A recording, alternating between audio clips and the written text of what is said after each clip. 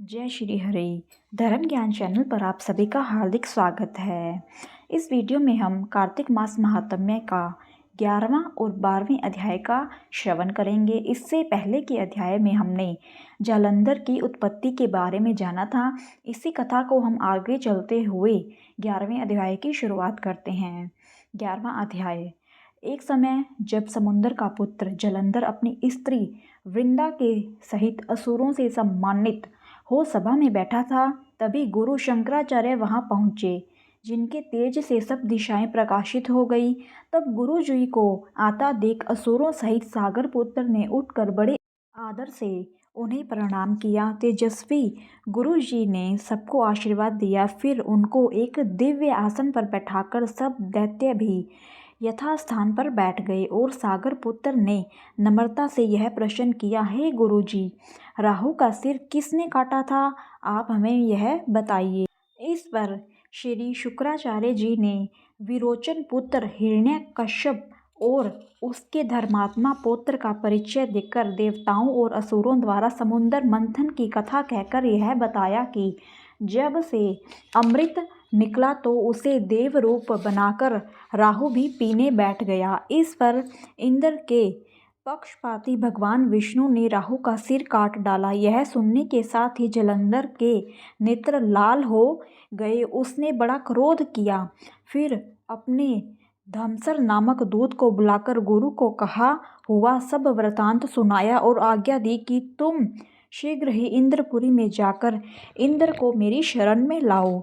धमसर जालंधर का बड़ा निपुण दूत था। वह शीघ्र ही इंद्र की सुधर्मा नामक सभा में जा पहुंचा और उसने जालंधर के शब्दों में कहा, हे देवता धम, तुमने समुद्र को क्यों मथा और मेरे पिता के सब रत्नों को क्यों ले लिया है? ऐसा करके तुमने अच्छा नहीं किया। यदि तू अपना भला चाहता है तो उन सब रत्नों सहित देवताओं के साथ मेरी शरण में आ, अन्यथा हे सुराधम, मैं सत्य कहता हूँ कि तेरा राज्य ध्वस्त कर दूंगा। इंद्र यह सुनकर बहुत विस्मित हुआ और कहने लगा, पहले सागर ने मेरे भय से सब पर्वतों को अपनी कुक्षी में क्यों स्थान दिया और मेरे शत्रु दैत्यों की क्यों रक्षा की?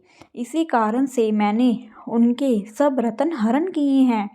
मैं सत्य कहता हूँ कि मेरी द्रोही सुखी नहीं रह सकता। इंद्र की बात सुनकर वह दूत शीघ्र ही जालंधर के पास आया और सब बातें उसे कह सुनाई, जिन्हें सुनते ही वह दैत्य क्रोध के मारे अपने होठों को काटने लगा और देवताओं को जीतने के लिए उसने उद्योग आरंभ किया। फिर तो सब दिशाओं तथा पाताल से करोड़ों दैत्य उसके पास पहुंचे। शुंभ निशुंभ सेनापतियों को साथ लेकर जालंधर इंद्र से युद्ध करने लगा। शीघ्र ही इंद्र के नंदनवन में अपनी विशाल सेना उतार दी। वीरों की शंख ध्वनि और घोर गर्जन से इंद्रपुरी गूंज उठी।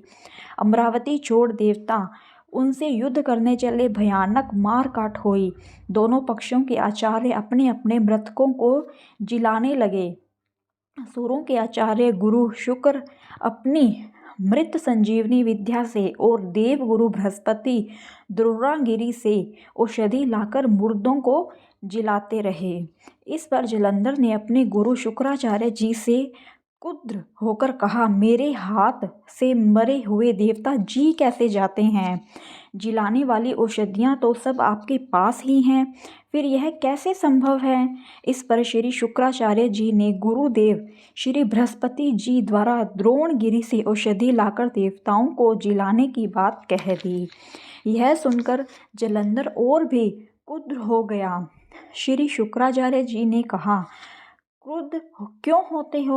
यदि शक्ति है तो द्रोणगिरी पर्वत को उखाड़ कर समुद्र में फेंक दो, तब मेरे कथन की सत्यता प्रमाणित हो जाएगी। इस पर जालंधर क्रुद्ध होकर शीघ्र ही द्रोणगिरी पर्वत के पास जा पहुंचा और अपनी भुजाओं द्वारा उसे जड़ से उखाड़ कर समुद्र में फेंक दिया।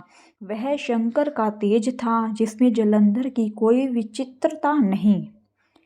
पश्चात यह सागर पुत्र युद्ध भूमि में आकर बड़े वेग से देवताओं का संहार करने लगा। जब गुरु बृहस्पति औषधि लेने के लिए द्रोणगिरी पर्वत पर पहुँचे तो द्रोणगिरी की जगह वहाँ पर उन्हें सूना मैदान मिला। तब वह भयभीत होकर देवताओं के पास आए और कहा कि युद्ध बंद कर दो, तुम लोग अब जलंधर को नहीं जीत सकोगे। पहले इंद्र ने जो शंकर का अपमान किया था, यह उसी का फल है। यह सुनकर देवता युद्ध की आशा त्याग अत्यंत ही व्याकुल हो इधर उधर भाग निकले। सिंधुसूत निर्भय होकर अमरावती में प्रविष्ट हो गया। इंद्र आदि सब देवताओं ने गुफाओं में शरण ली। 12वां अध्याय। श्री नारद जी ने कहा, जब जलंधर को अपनी खोज में आते देखकर इंद्र आदि देवता भय कंपित होकर वहां से भी भाग निकले। भागकर वह बैकुंठ में भगवान विष्णु के पास जा पहुँचे। फिर देवताओं ने अपनी रक्षा के लिए उनकी स्तुति की। देवताओं की उन दीन वाणी को सुनकर करुणा सागर विष्णु ने उनसे कहा, तुम भय को त्याग दो, युद्ध में मैं शीघ्र ही उस जलंधर को देखूंगा। ऐसा कहने के साथ ही भगवान गरुड़ पर जा बैठे। तब देवताओं सहित उन्हें युद्ध क्षेत्र की ओर प्रयाण करते देख समुद्रतनया लक्ष्मी के नेत्रों में जल भर आया और उन्होंने कहा, हे नाथ, यदि मैं सर्वदा आपकी प्रिय हूँ और भक्त हूँ तो मेरा भाई आप द्वारा युद्ध में कैसे मारा जाना चाहिए। इस पर भगवान विष्णु ने कहा, यदि तुम्हारी ऐसी ही प्रीति है तो मैं उसे अपने हाथों से नहीं मारूंगा, परंतु युद्ध में तो जाऊंगा ही, क्योंकि देवताओं ने मेरी बड़ी स्तुति की है। ऐसा कहकर शंख चक्र गदा पद्मधारी विष्णु गरुड़ पर चढ़े हुए शीघ्र ही युद्ध के उस स्थान पर जा पहुँचे जहाँ पर कि जलंधर विद्यमान था। विष्णु के तेज से कंपित देवता सिंहनाद करने लगे। फिर तो अरुण के अनुज गरुड़ के पंखों की प्रबल वायु से पीड़ित हो दैत्य इस प्रकार घूमने लगे जैसे आंधी से बादल आकाश में घूमते हैं।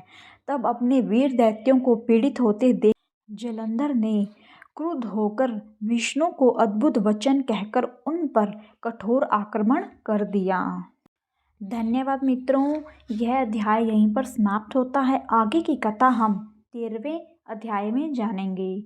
अगर आपको यह वीडियो पसंद आई है तो मेरी वीडियो को लाइक करना ना भूलें और मेरे चैनल को सब्सक्राइब करें और मेरी वीडियो को शेयर ज़रूर करें।